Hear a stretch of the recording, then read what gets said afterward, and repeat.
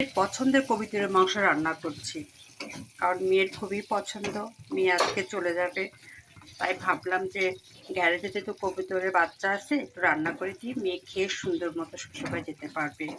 আর ওর উপলক্ষে আমি এত সকালে কবিতরের মাংস রান্না করতে বসছি, কারণ ও চলে গেলে কবিতরের মাংস আর খেতে ভালো লাগবে না।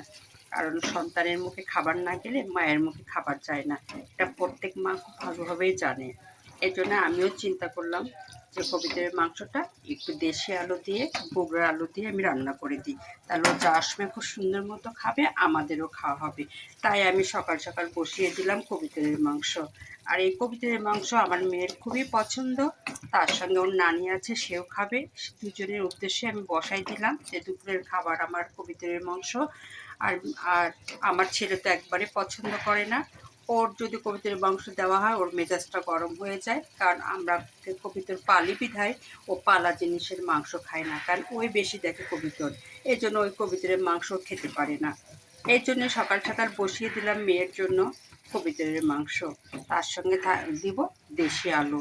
অনেক টেস্ট হবে, ও খেতে খুব পছন্দ করবে। কারণ খালি খালি ভুনা করতাম, পরে চিন্তা করলাম যে সবসময় তো ভুনাই করা হয়, দেশি আলু, বগুড়ার আলু বাসায় আছে, একটু আলু দিই। এই জন্য এখন রান্না করছি কবুতরের মাংস দিয়ে বগুড়ার আলু। হেভি টেস্ট হবে কিন্তু কবুতরের মাংসটা। আর এটা আজকে আমার রান্নাটা হচ্ছে স্পেশাল মেয়ের জন্য, ও চলে যাবে বিদায় আমি এত সকালে কবুতরের মাংস রান্না করতে বসেছি। এখানে রাখলাম, আল্লাহ হাফেজ।